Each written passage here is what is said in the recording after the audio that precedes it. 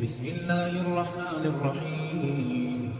आज की वीडियो में हम जानेंगे चंगेज़ खान के इतिहास के बारे में। दोस्तों, चंगेज़ खान ने अपनी तलवार की ताकत के बलबूते पर पूरी दुनिया का नक्शा बदल दिया था। दोस्तों, चंगेज़ खान की फ़ौज जिस इलाके से भी गुजर जाती थी, उस इलाके में इंसान तो दूर, कोई जानवर भी वहाँ पर सांस लेने वाला मौजूद नहीं रहता था, क्योंकि उसकी फ़ौज के लोग हर जानदार चीज़ को कत्ल करने के साथ साथ खेतों की फसलों तक को उजाड़ जाते थे। दोस्तों, चंगेज़ खान 1162 ईस्वी में दरियाए अनान के इलाके में पैदा हुआ था। दोस्तों, चंगेज़ खान का असली नाम तमोजिन था। जिस वक्त चंगेज़ खान की पैदाइश हुई थी, उस वक्त दरियाए अनान के किनारे बहुत सारे मंगोल कबाइल आबाद थे। कहा जाता है कि चंगेज़ खान की पैदाइश के वक्त उसके कबीले के बहुत से लोगों ने ये पेशेनगोई की थी, यानी पहले से ही ये बता दिया था कि ये बच्चा आगे जाकर बड़ा ही भयानक और बड़े ही जालिम किस्म का हुक्मरान बनेगा।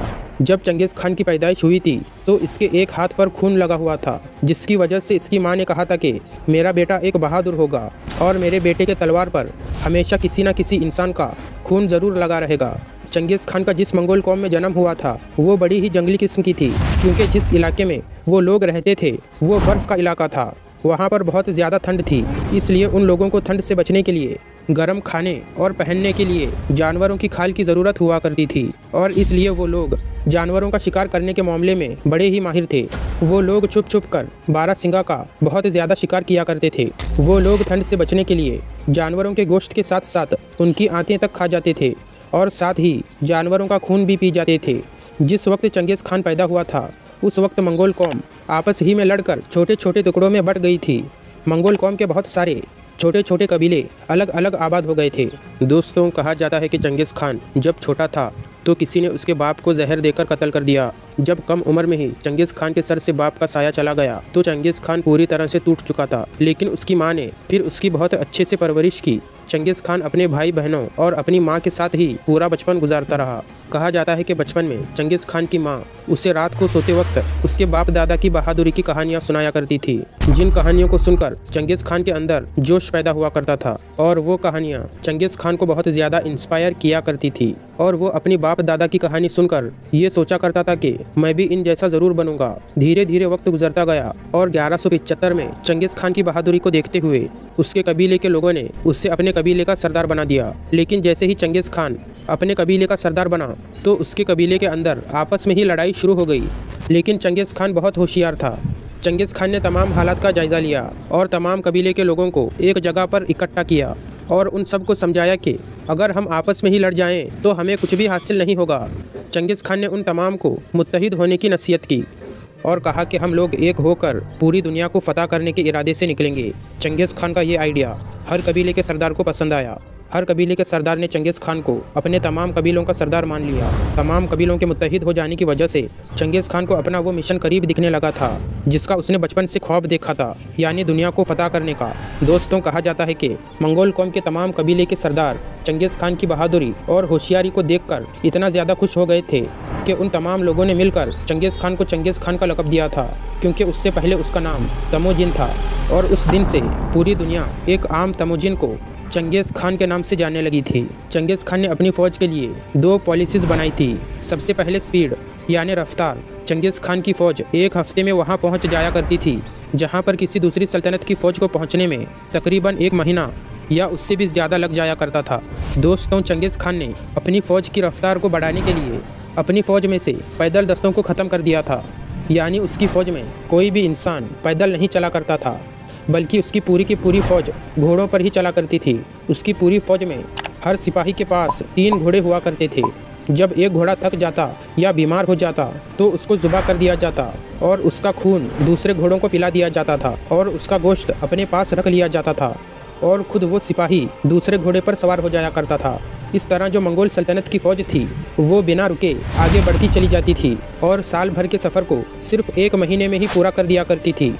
चंगेज़ खान की जो दूसरी पॉलिसी थी वो टेक्निक थी। चंगेज़ खान की फ़ौज दुनिया की वो पहली फ़ौज थी जो चलते हुए घोड़े पर से भी तीर चलाया करती थी। इससे पहले दुनिया में इस टेक्निक से कोई भी वाकिफ़ नहीं था। इसी वजह से जो फ़ौज भी इनका पहली बार सामना करती थी वो इनसे धोखा खा जाती थी। चंगेज़ खान की फ़ौज बहुत जालिम फ़ौज थी। वो जिस इलाके को भी फ़तह करते थे उस इलाके को फ़तह करने के बाद उस इलाके में रहने वाले तमाम लोगों को कत्ल कर दिया करते थे और फिर वो यहीं पर नहीं रुका करते थे, बल्कि कत्ल होने वाले लोगों के सरों को काट कर उनकी खोपड़ियों के ऊंचे ऊंचे मीनार बनाया करते थे। और हद तो ये थी कि जिस इलाके को वो फतह किया करते थे उस इलाके के इंसानों के साथ साथ जानवरों को भी कत्ल कर दिया करते थे। 1214 और 1218 में चंगेज़ खान ने चीन में मौजूद 2 बड़ी सल्तनतों को ख़त्म कर दिया था और बचे हुए चीन के जो आसपास शहर थे उनको चंगेज़ खान ने बहुत ही आसानी के साथ फतह कर लिया था। कहा जाता है कि 1219 में चंगेज़ खान की ज़िंदगी में एक अहम मोड़ आया था। 1219 में चंगेज़ खान ने अपने बहुत से सफ़ीर दूसरे मुल्कों में भेजे थे, लेकिन उन सफ़ीरों को दूसरे मुल्क के बादशाहों ने कत्ल कर दिया। जब चंगेज़ खान को इस बात की खबर हुई तो वो बहुत गुस्सा हुआ और उसने उसी दिन से कसम खाई कि चाहे कुछ भी हो जाए पूरी दुनिया को दिखा दूंगा कि चंगेज़ खान कौन है। और उसने उसी दिन से पूरी दुनिया को जीतने का इरादा कर लिया था और पहले साल में ही इसने चीन के बचे हुए इलाकों के साथ साथ अफ़गानिस्तान के कुछ इलाकों को भी फतह कर लिया। उसके अलावा इसने बुखारा, समरकंद, शाहपुर, तुर्किस्तान, अज़रबैजान, तबरेज़ और खरासान पर भी हमला करके इसे फतह कर लिया था। देखते ही देखते चंद सालों में ही इनकी हुकूमत चीन से लेकर जॉर्जिया तक फैल चुकी थी। इसकी फ़ौज ने आधी दुनिया में तबाही मचा दी थी। उस दौर में हर सल्तनत इस डर में बैठी रहती थी कि न जाने चंगेज़ खान हमारी रियासत पर कब हमला करने आ जाए। दोस्तों, चंगेज़ खान को इतिहास का सबसे बड़ा कातिल इंसान भी माना जाता है, क्योंकि भले ही चंगेज़ खान ने आधी दुनिया को जीत लिया था, लेकिन उस आधी दुनिया को हासिल करने के लिए उसने तकरीबन 84 लाख लोगों को कत्ल करवा दिया था, जो यकीनन एक ऐसा आंकड़ा है कि इससे पहले या बाद में किसी ने भी इतने लोगों को कत्ल नहीं करवाया। दोस्तों, चंगेज़ खान 18 अगस्त 1227 को एक जंग के दौरान मारा गया था। कहा जाता है कि उसके लड़कों ने उसकी मौत के बाद उसके तमाम बीवियों, तमाम गुलामों और तमाम खजानों के साथ साथ एक जगह पर दफना दिया था कि जो जगह किसी को भी नहीं मालूम थी।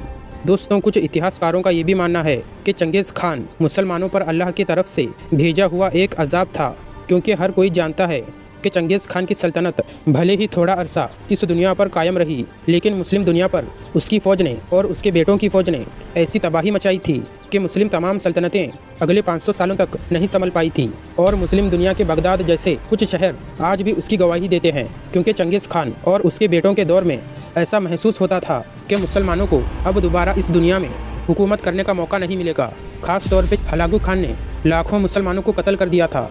मुसलमानों की बड़ी बड़ी लाइब्रेरियों को जला दिया गया था, बची हुई किताबों को पानी में बहा दिया गया था। लेकिन कहते हैं कि वक्त अपने आप को ज़रूर बदलता है, और यही हुआ। चंगेज़ खान की सल्तनत तो भले ही 150-200 सालों के अंदर ख़त्म हो गई, लेकिन वो मुस्लिम दुनिया जिसे मंगोलों ने तबाह कर दिया था, उस मुस्लिम दुनिया में फिर से सल्तनत उस्मानिया नाम से एक मजबूत सल्तनत उभर कर आई, जिस सल्तनत ने इस दुनिया पर तकरीबन 600-700 साल फिर से हुकूमत की और दुनिया के सारे मुसलमानों को फिर से वो बुलंदी अता की जो मंगोल सल्तनत के लूटे जाने से पहले मुसलमानों की हुआ करती थी।